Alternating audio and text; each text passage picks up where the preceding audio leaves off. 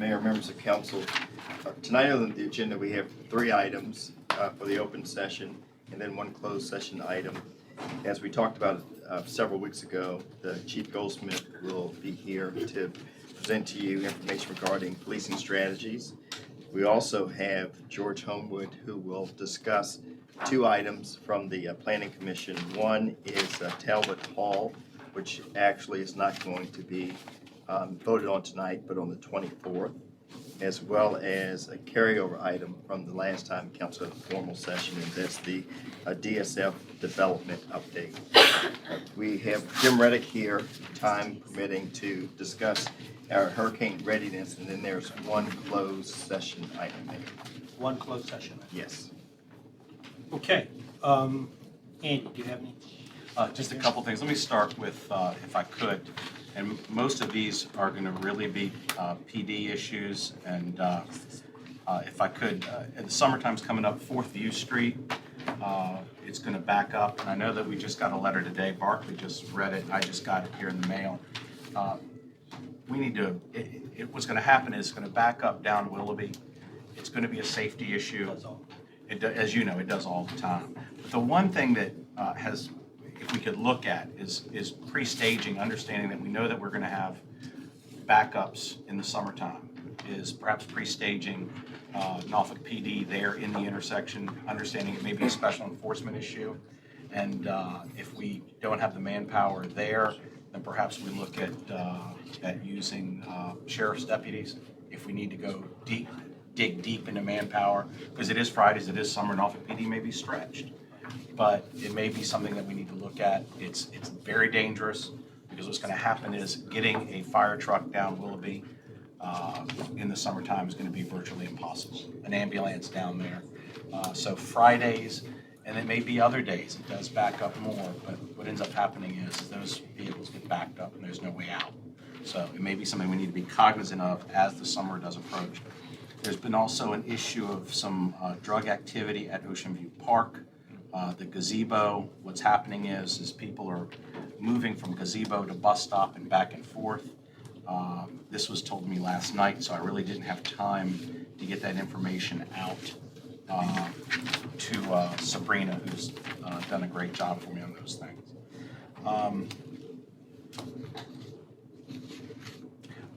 If we could, I was approached yesterday, Paul. There was discussions ensued about extending term limits for some individuals on the airport authority. I don't know if you've been approached on that, but I know that that is not uniformly. It's against really a policy that I know we've talked about, that maybe even we're having people stay 12 years may be too long. But I understand that there's been an approach about that. I got a call yesterday about that. That's something we probably need to discuss if we're going to make those kinds of offers. Absolutely. But I don't know if that's uniformly what people are wanting. I know we have a very busy time. I'm trying to get my notes squared away. I guess the next one really comes down to the manager, the chief, and Bernard. There's this issue about gun time at the range, Bernard, and I know that this is in response to the issue of the employment matter that your office has been dealing with. But I think that we need to come to a more practical solution of practicing with your service weapon off hours.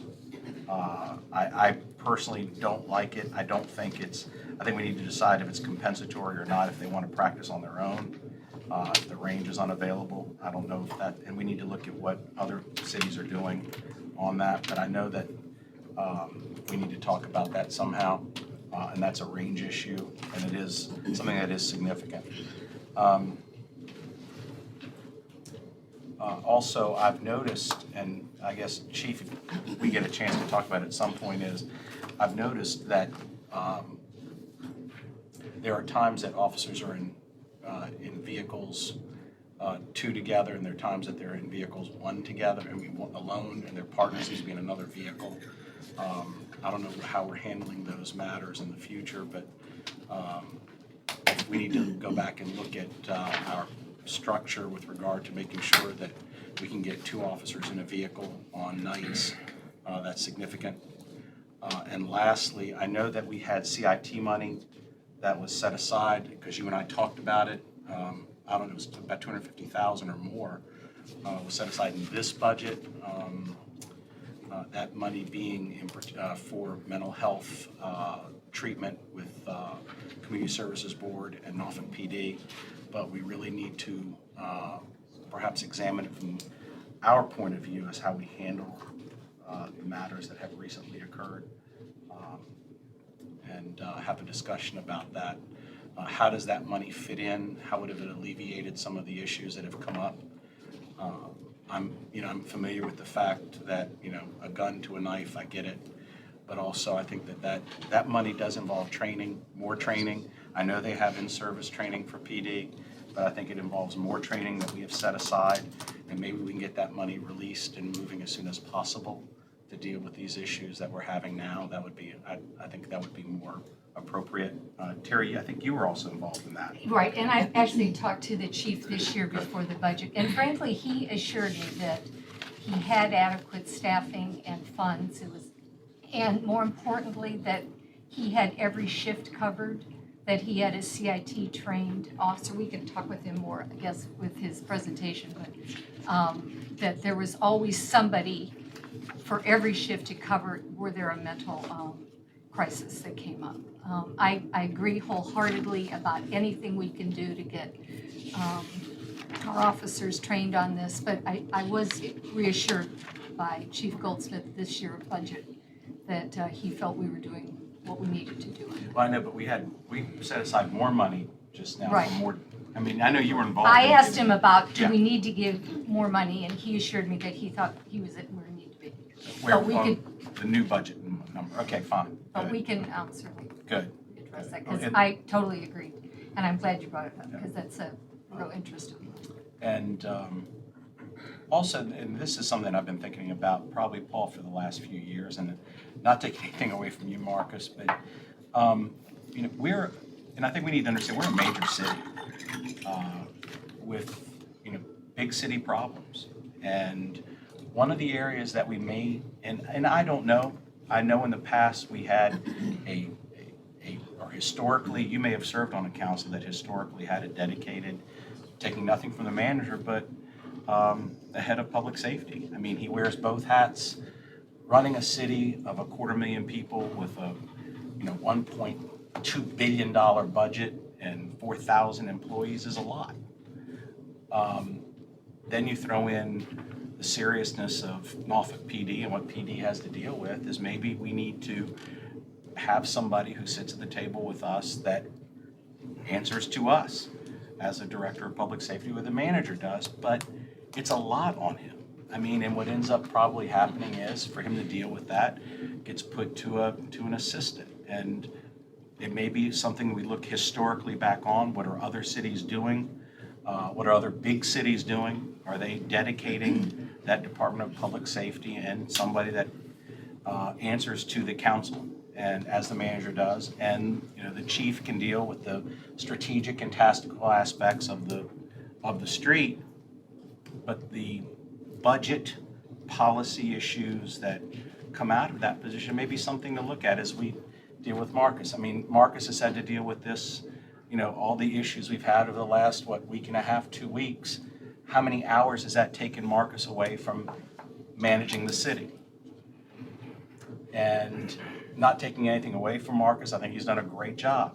However, we are a big city and we need to look and act that way. And that's something, and I'm throwing it out, it's something we can talk about at the retreat in September. It probably is a retreat topic, Right place for it, because we're Yeah. not gonna, but it's just I mean- something we need to start thinking about. well, that would require a lot of changes in the way we do business. And it would require state, maybe charter changes. And I'm not aware of any government in Virginia that has for instance, a public safety director in lieu of a city manager, that the city council would hire and fire. Is that the idea?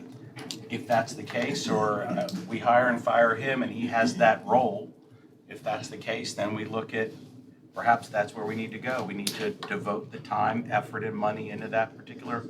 I don't know if we're missing something. I know the chief, and I appreciate the chief is at every council meeting.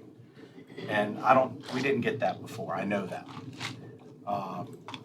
But then again, how much does, talking to the chief about grant money and saying we can do X or purchase X with grant money, take away from his time and what he deals with on a daily basis? It's just, again, it's Food just for a thought. thought. It's just And food we for can- thought. Because I'm sure the manager's gonna want to respond to something like that as well, as far as how he organizes his staff. But we can do this at the At a retreat. retreat, I think it's a We retreat. spent a lot of night. time looking at that about 7, 8 years ago. We went all around and really came back to, that's And the way we we met. have it with the city Yeah, manager. and I appreciate the fact that some of you have been here longer than We took the a good 4 hard years look that at some it of and us. Circle right back. Yeah, and historically, that may be the case. That may be an opportunity now. Maybe the people at the table at that time didn't bring the same issues that perhaps some of us do that can bring to that discussion. But it's worth, if we did it 7, 8 years ago, it's worth a reexamination of it. It's maybe something to talk about. How does it work? And it's just a thought. That reminds me, have we scheduled the retreat? Brad, can we pick the date, or Mr. Manager? We need to do that. I know. I think we get were up trials on that are top set of out it last now. year I need to know. before we pick the date. So the sooner we can Yeah, do I'd that, appreciate that. the better off for everybody's calendar. Okay? Because I know I'm trying cases in September, I just need to know. Okay. That's all I had, but I appreciate that and allowing me to mention that part. And if anything else, I'll do offline with Sabrina. Yeah, funny you would mention that, Andy. I've mentioned it on a couple of occasions and met with resistance. But as you say, the dynamics of the council has changed, and so maybe the mindset of that has changed. It's been a very tragic period. I'm going to read these notes that I prepared. It's been a very tragic period for our city, police department, and 5 families. I read the newspaper report of the news conference with Chief Goldsmith held on yesterday concerning the focus of these incidents and in connection with 2 of our officers and the death of 2 citizens. I met with the chiefs and Marcus on Saturday, and I had an idea of what his remarks would be. While I'd like to believe that the incidents were as cut as dry of the chief, his accounts, I can't.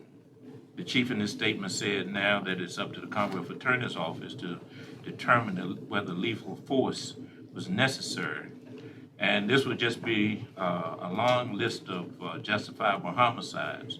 The Commonwealth Attorney recently has been emasculated, and I don't believe anything will change or be any different. One question that was asked the chief in regards to the Latham shooting was the number of times he was shot. The chief said he didn't have that information.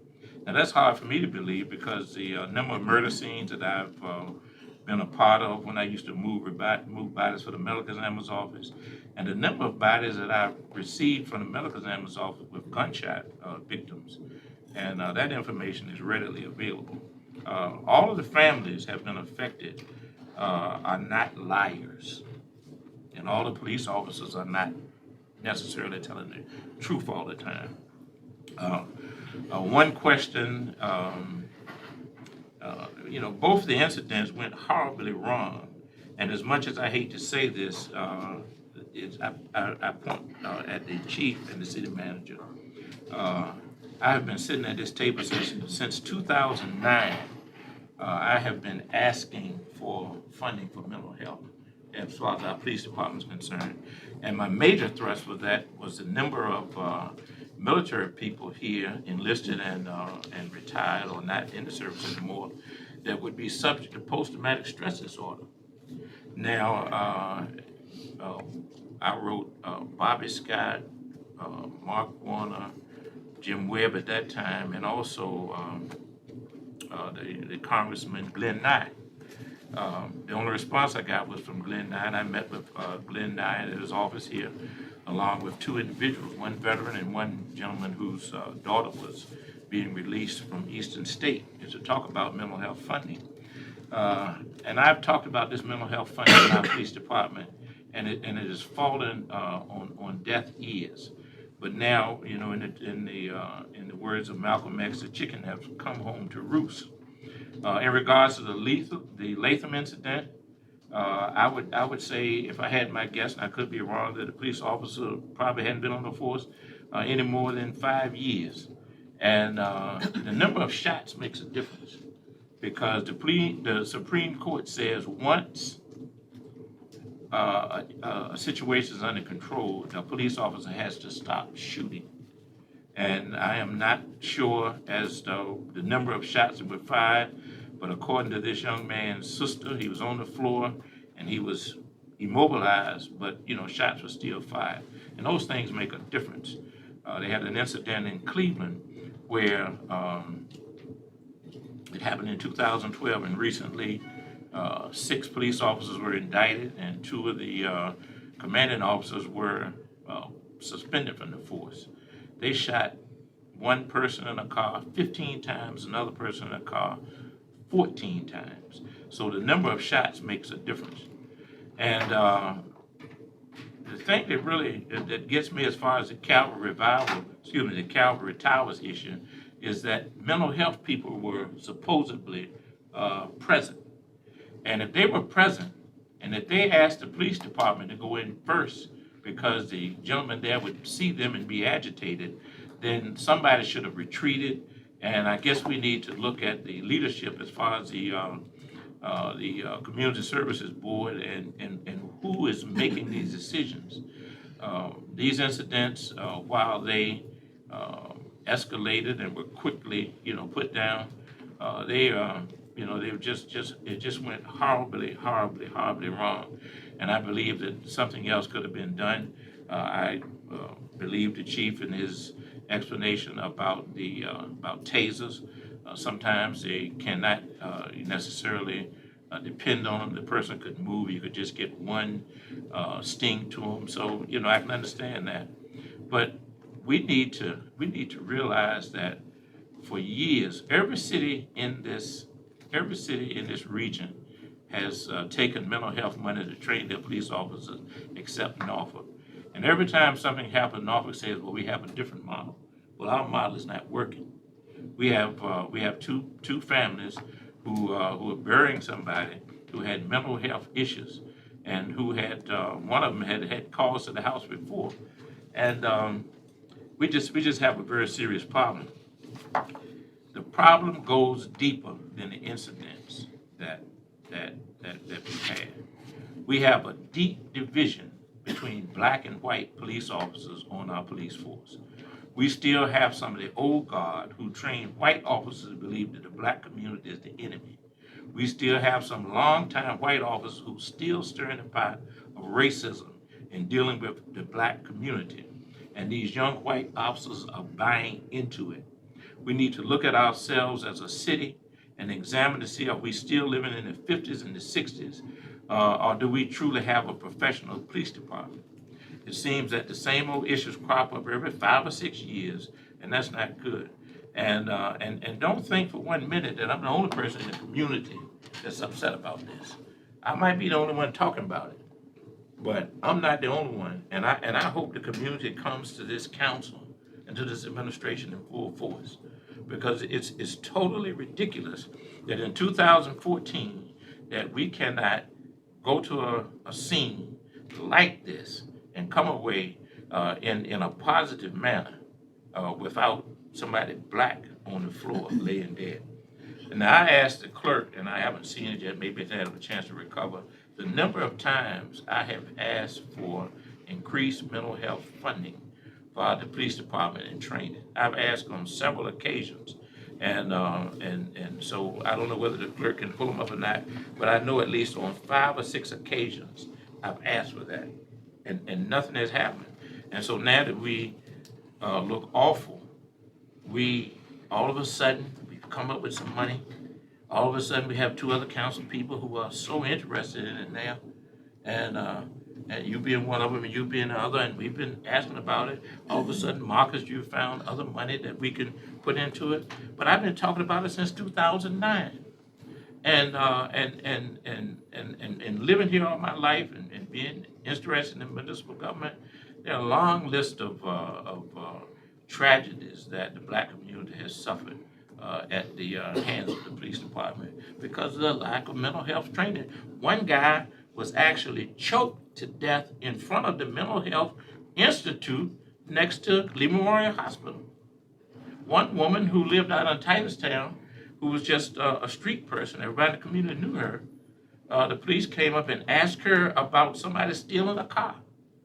She had no idea about it. She became agitated and they killed her. So we can't sit back and act like we are a pristine city.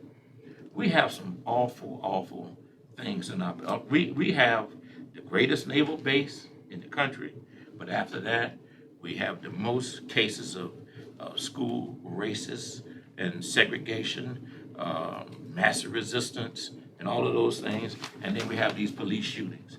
So we had to look at ourselves, and maybe Andrew, man, and I'm glad that Andrew brought up, we brought up about a person who is a public safety director, because obviously it is not working. I was extremely delighted that that Chief Goldsmith was hired from within the system, because I always talk to young officers and I tell them, I say to yourself, one day I'm going to run this place, because that's the dedication that I want them to have, and as black and white officers, in terms of advancement and trying to be the best that they can be. But we have failed our city. We have failed the families who has to bury 2 people this week, because we have not funded the mental health issues the way we should have. And as far as our police department is concerned, I mentioned the fact on one of the times that I asked about mental health funding, we arrested a guy down on one of the bases, and instead of him being in the ambulance, he was in a police car with the ambulance following him, and he died in the police car with the guys in the ambulance not being able to take care of him. We are just doing things that we are just not thinking, and there certainly has to be professional models throughout this country that we can maybe lend ourselves to. But right now, we are failing. We have 700 plus officers to train in this, and now we have all of this money to train them, and we're only going to be able to do it at periodical, 40, 50 at a time. So what do we do then? I mean, why didn't we learn something from the incident that happened at Calvert Towers, and a day later you have another incident and an officer rushes in? When did we learn? And this is nothing that I'm looking at answers for. I have asked on several occasions in 2009 to give training to our police officers to deal with mental health issues, and nobody has done a thing about it until now. And so now we're sitting here with an angry African-American community as to why you have 2 citizens who mental patients that are dead now because we didn't do what we were supposed to do. And as I say, I am not the only one. I might be the only one talking about it now, but trust me, I hear things like, well, are they here for retribution? And we have all of these things that are coming out, and we have 5 projects coming up, millions and millions of dollars, and we're sitting here looking like a backwoods city because we cannot do what we need to do in regards to public safety and our citizens and our police department. Yes, I have more to say, but I'm not going to say it. I'm totally disappointed. I'm really, really disappointed, mainly because I have been talking about this for years, since 2009, and nobody has done a thing to address it until we have this incident. And I, like I say, I don't know whether Brett has been able to pull it up. I don't know how things are filed, but since 2009, I have been asking this council, this administration, might not have been in 2009, to put money aside to train our police officers. We send our police officers out there like with no training. It's like sending them out there without a gun, without a flashlight, without a badge to identify themselves. We're sending them out there naked. They don't have any experience for this.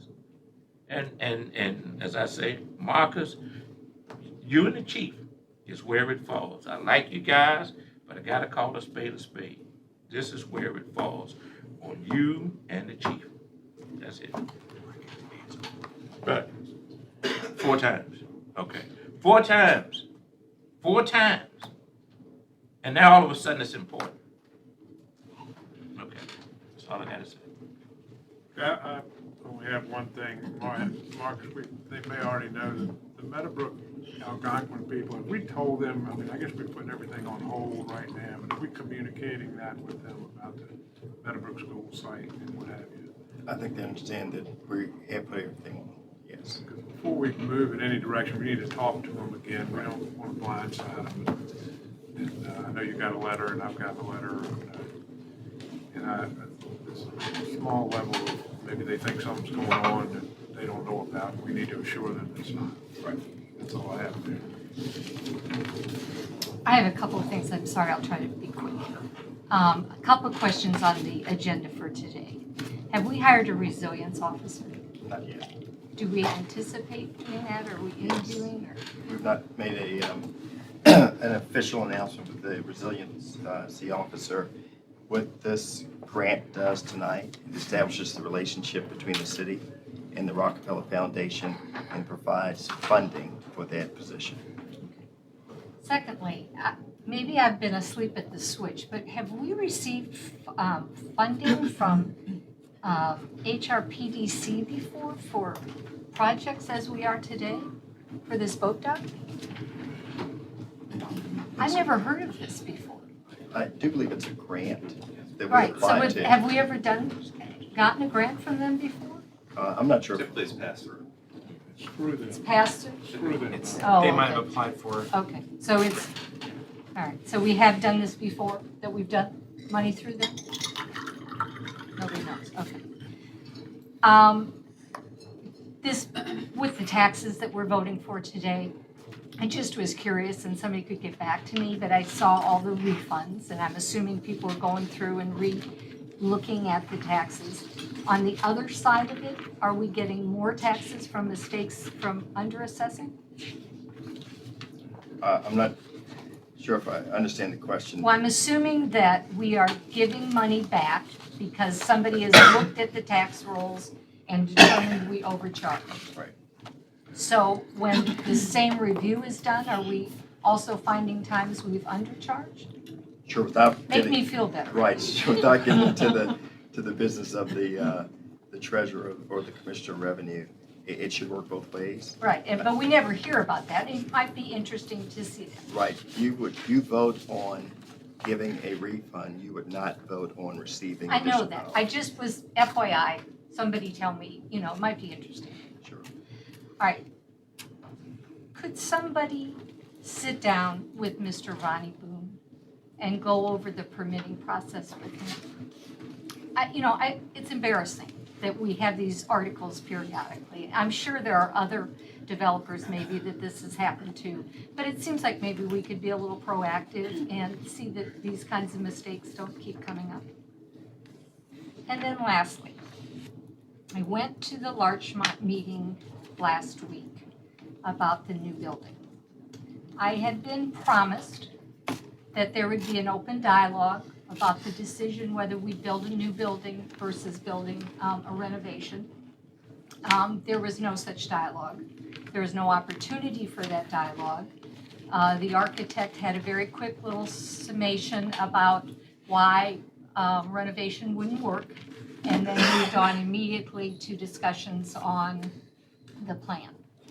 I'm a big girl. I realize that that train is out of the station. Apparently nobody wants to talk about it. I'm confused by that because there was this huge hue and cry from all of us appropriately about the fact that that they were even thinking about building a new one without public comment.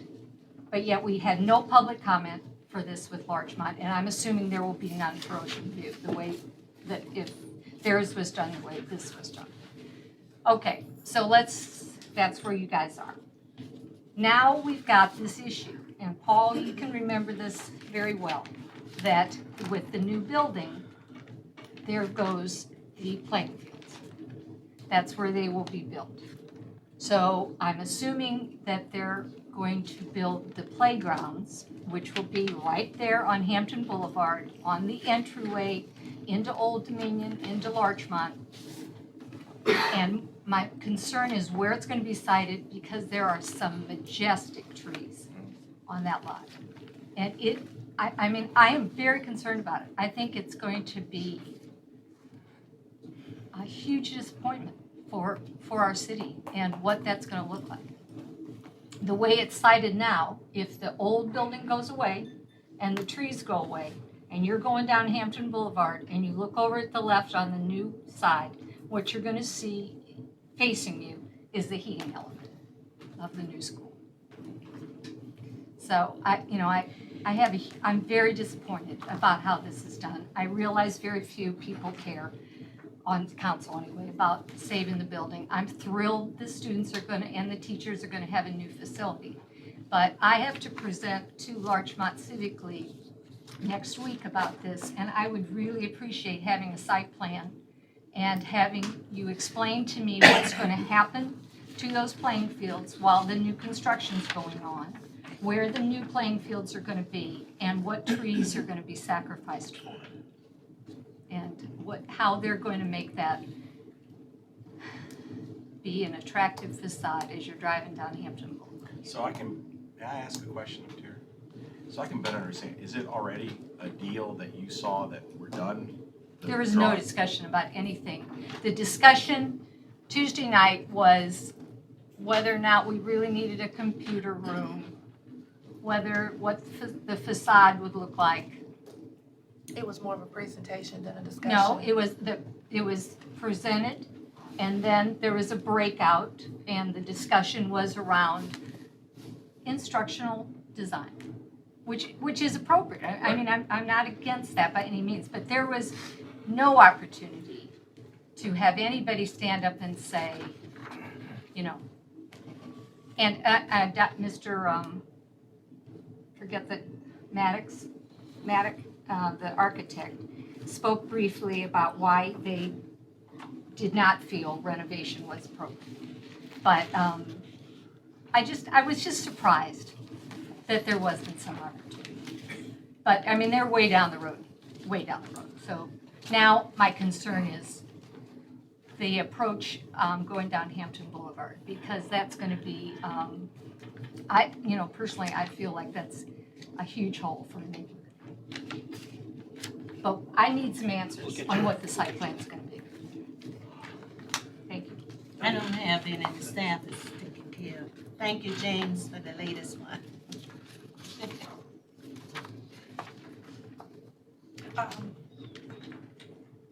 I listened to Mr. Riddick, and I can recall hearing you ask for mental health counseling on a regular basis since I've been sitting here. And I'm personally just disappointed how these two incidences ended up. I am not a law enforcement officer. I have absolutely no training. I don't know how to operate a gun. But the question becomes, was the action necessary, or was it justifiable? And a lot of times we can justify things that we want to justify. We can go back to a manual, we can go back to instruction, we can go back to procedure. But is it necessary? And I just don't know if it was necessary for those two individuals who lost their lives to lose them. That's what I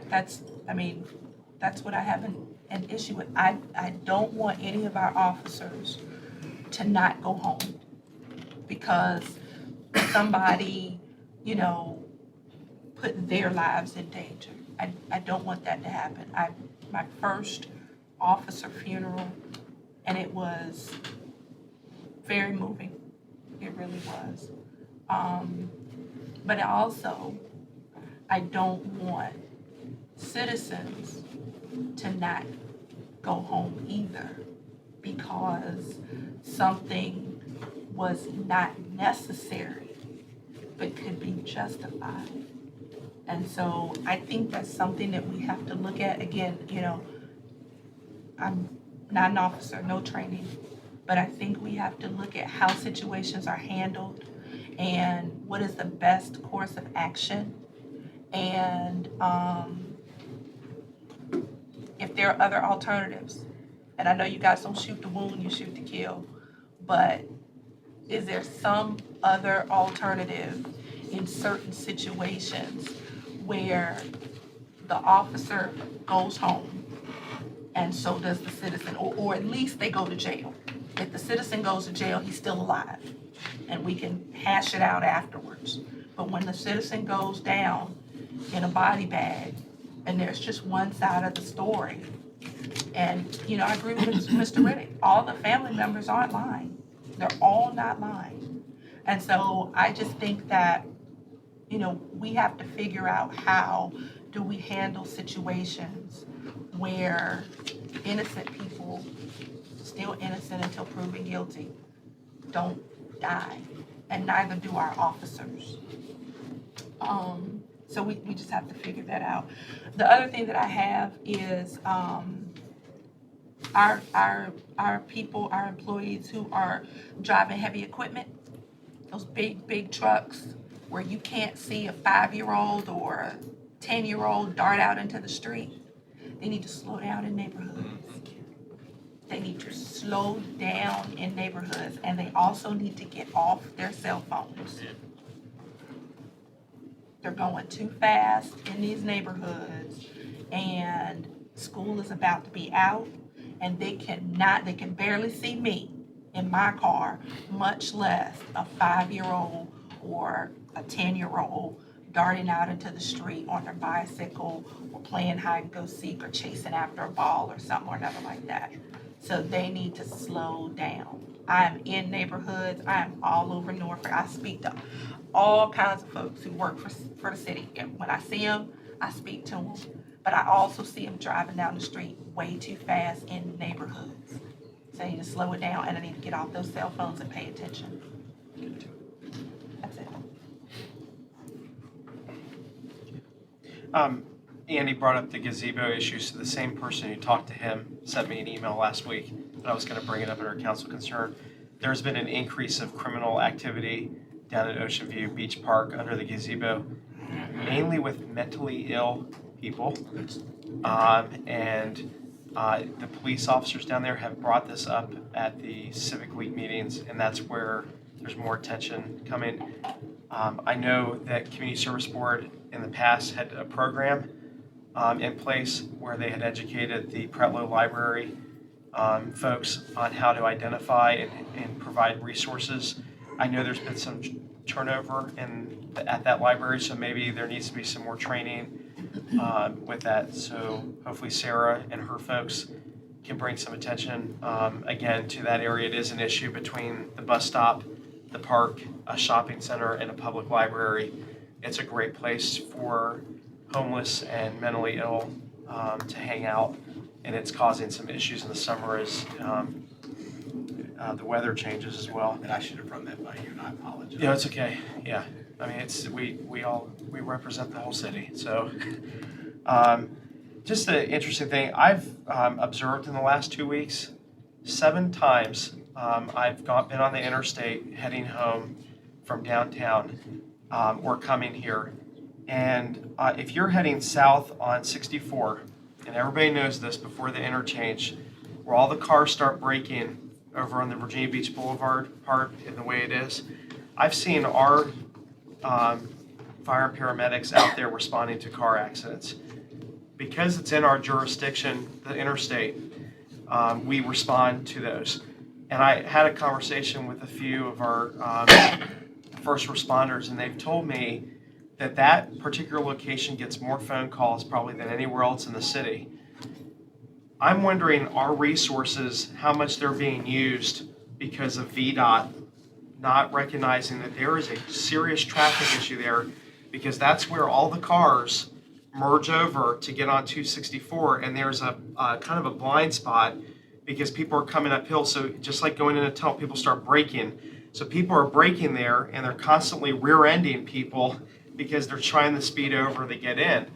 I'm more worried about that station over there, how many calls they're responding to. And at some point, we need to contact VDOT and ask them to address that situation there. Either they need to change the grading, there needs to be better signage there, but it's using up our resources when they should be responding to other things within our city because of poor traffic patterns. So I'd ask that somebody in the city look into how many calls we respond to annually there and how we get VDOT involved in taking care of that issue. The last thing is, everybody in here should have received an email from Carol Seneschal regarding the MBG Eagles. I just ask if you haven't deleted it, that you take an opportunity to read it. I think you will find that the information is interesting, that Fish and Wildlife Services, through some FOIA, originally blocked some language that they did not want the Eagle supporters to know about, which basically said that they had agreed with many of the positions that the Eagle On Alliance has been saying from the very beginning about the removal of the nest. And through some legal action, they were able to uncover some of the things that they had blocked. And I just find it interesting that Fish and Wildlife Services tried to cover that language up and not let anybody see that they actually agreed with the positions of what they were arguing. So if you haven't had an opportunity to read that letter, I think you'd find it interesting to see what they tried to cover up. That's it. I'm going to pick my words carefully here so I don't wander into making overly broad statements, but it's been a very difficult 10 days or so in the city. We've had several tragedies, all of them related in some way or another to mental health. We have a police officer who's been killed for no other reason than we can seem to suggest that somewhere several weeks before the shooting, he started acting very strangely. There doesn't seem to be any other motive. There was I think at the end of the day, we'll find some mental health issue there. The two other killings that have occurred, the two other very unfortunate incidences were about mental health. Those are tragedies, and we have to learn from each one of them. We have to do better in the future. Our officers need more training. But every time something like this happens, it's always a dynamic situation. No one goes out there with the intention of doing harm to another. Several people in the same room can look at an incident and see it differently. That's not to suggest that somebody is lying or somebody else is telling the truth. It's just what they saw. I don't think we'll actually really know what happened until we can gather all of the facts. And I know that process is ongoing, so I would hope that we could reserve judgment there. I believe we have an excellent police force. I believe it's well led, and I believe that the chief is the best chief of police we've had in my tenure here. Marcus, I would say that about you as well. The problem is we have a broken mental health system in this Commonwealth and really across this country. A couple of the incidences here, we don't have enough mental health services. People who need help are not getting it. They're to the extent that they deserve it. There are not enough beds. There's a whole series of holes in our mental health system that permits people with real issues to be shut up in houses or locked up in apartments, and they act out or in jail even, and act out in violent ways. And it's a shame. It's a tragedy. And we're learning, and we're just, reminded about that all over again. So it's not just the issue of how our police respond. We have a mental health care system here, I think, plays a much larger role in dealing with the peaceful solution to these issues, even than our own police officers do. So I don't want to lose focus of that as well. So. Okay, I'm told the food is here, right? So why don't we take a break, all right? And go get something.